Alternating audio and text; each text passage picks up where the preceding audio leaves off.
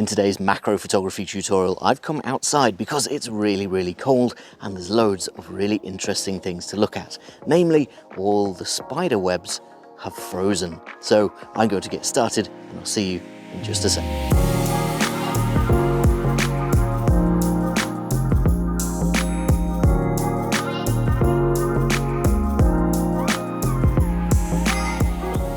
Hi guys, I'm Ben from Adaptalux and welcome back to another macro photography tutorial where today I've come outside because it's winter, it's really cold, and here in the UK we've had sub-zero temperatures, which means we've had some freezing fog. Overnight the fog has rolled in and it's frozen just about everything, all the branches on the trees, and our subject today has been frozen as well. I found a whole bunch of spiders' webs that are all still intact. We've not had really bad weather. It's not been raining or even snowing in most parts of the country. So all of these spiders' webs are still intact and they've frozen overnight to make them really pretty. They're standing out really nicely against all of the backdrops. So I found a fence just here that's absolutely covered in spiders' webs. They're all frozen and they're all really interesting to look at, even with the naked eye, even with your phone. I've seen all of my friends posting pictures of spiders' webs on Facebook, but I want to come out with my camera and my macro lens and get a closer look. Now, of course, I'm going to be using some lighting today as well, because there's a couple of special things, special techniques that I want to employ here to make them stand out even more. So the fence that I found is in actually a nicely shaded area. I mean, the sun is in anyway, but we've got a nice little layer of shade here to work with and use our lighting to enhance these frozen spiders' webs. Using my lighting is going to come in really handy for eliminating the background. As you can see, it's quite a busy background. There's lots of wood and there's also this brick wall behind the fence, and I don't really want that to distract from the spiders' webs themselves. So I'm going to try and overpower the spiders' webs and expose for those while leaving the background underexposed and in the dark. Now, I am shooting freehand today, so that means I'm carrying my camera around with me. I did bring a tripod out with the intention of doing some focus stacking, but it's actually incredibly hard to position your tripod in all of these various spots because you've got to go to the subject rather than bringing the subject to you. You've really got to fine-tune the height and direction of your tripod, and it's ultimately just a lot easier to carry the camera around with you and move around freely to capture all of these different spiders' webs, because we're going to be doing a lot of moving around. Because I'm shooting freehand, I'm also going to be using the Adaptalux flash lighting arms to light up these white spiders' webs. They should catch a lot of light and allow me to get some really good settings while also freezing the motion of my shivering hands. I think after being out here for a couple of hours, I'm going to be pretty chilly, so we might be risking a little bit of camera shake if we weren't using flash. So I have quickly popped my camera back onto my tripod just so that I can guide you around the setup that I've actually got today. So I'm using my 100mm f2.8 Tachyna lens on the front, my Sony a7 III, and then mounted on the top of that is our flash trigger. So this is the IR trigger just here, which is holding the Adaptalux control pod. All of this is camera mounted, so I can move around with it and position my lighting using the flexible flash lighting arms to be exactly where my cobwebs are going to be in front of my lens. This means I can move around with my lighting and camera and find the cobweb that I want to focus on, and then just simply take a picture. Moving the lighting around to come in from the bottom and from the top and from the sides is going to be really handy to just illuminate the maximum amount of my spiders' webs possible. These bits of wood are going to get a little bit in the way if I'm just shooting with light from the sides, and you can see in spots like this it's actually a little bit too dark. We've got a little bit of shadow being cast across the spider's web, so bringing in a little bit of light from underneath while shining some from the top as well is going to be really handy.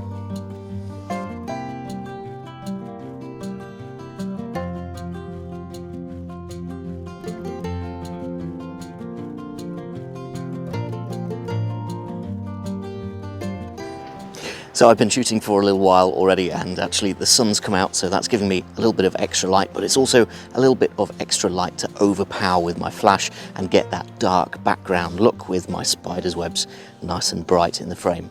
The flashes are really powerful though, so we're still managing that absolutely fine. In fact, the problem that I'm currently having is that the settings required to get the black backdrop leaves my entire viewfinder really dark. That means that I really only know what my shot is composed like and whether or not I'm in focus when I take my shot and the flashes go off for that proper exposure. So what I've done there is added a third lighting arm. Now this is an LED lighting arm, which is giving me a nice bright spot of light that I can use to compose my shot and focus on those spider's webs. That's easily overpowered by the two flashes here as well, so we don't notice any extra light in the shot that you wouldn't otherwise want. This method of using the flashes to overpower and overexpose the subject and leave the background nice and dark is really working for this subject. It is very messy when you get a lot of stuff in the background. I've taken a couple of shots where you can still see the wood immediately behind the spider's webs, and I just don't think that they stand out quite as nicely, especially if you're shooting your spider's webs against a white background. You just don't have the contrast for your subject to stand out.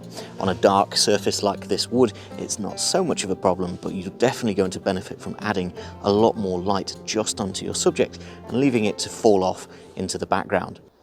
If you'd like some more information about how to shoot with dark black backgrounds like this, I will link up in the top right hand corner of your screen to a video that goes and talks just about how to do that without using a black backdrop.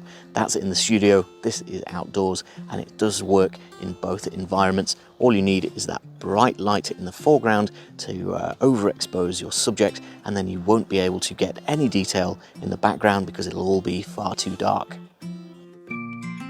So then guys, I've just come across the way because I've noticed this holly bush which still has some spider's webs on the inside of it, and it's too good of an opportunity at Christmas time to pass up getting some photos of some frosty holly. I'll probably end up going back over to my fence because it's got a lot more variety of spider's webs, but I did want to come over here and grab this one.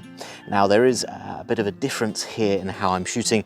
I am using my tripod. I knew there was a reason that I brought it out with me, and I've still got a control pod and a flash emitter on the top of my camera, but I've actually got a second control pod which I'm just going to hand hold with my flash lighting arms. I'm going to place them in near the spider's web just to add a little bit of extra light and brighten up this whole area so that I can grab both the spider's web and also those little red holly berries and grab a nice Christmassy shot.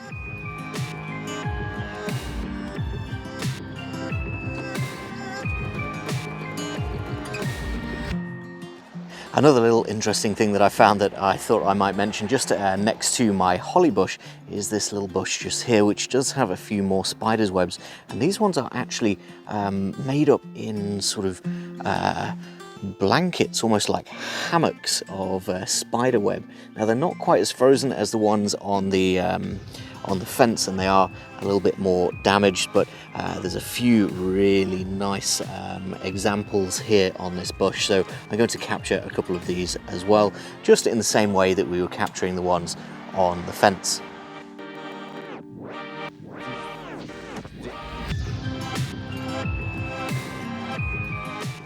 So then guys, I've been out here for a little while now. I've got condensation all over my mustache. I'm very cold. I can just about still feel my fingers, but I think I've got some really nice shots of those frozen cobwebs, as well as some nice shots of the frost on the grass and on the leaves.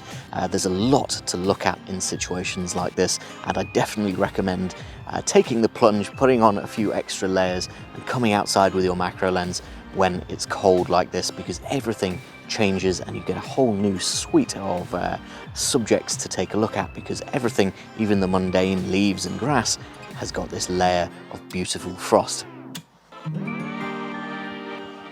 Now, I would like to know from you guys what you think to today's shoot. Do you like these wintry, cold feeling shoots? Maybe you're enjoying me being out here in the cold instead of you, and you just like to take a look at these frosty spider webs from the comfort of your own house, maybe in front of the fire. Oh, I'm thinking about warmth now, so I'm going to go back inside. But if you did enjoy this shoot, make sure to hit the like button and the subscribe button for lots more macro photography tutorials, ideas and inspiration coming in the future. For now, that is all that I've got time for. Thank you very much for watching. Merry Christmas, and I'll see you next time.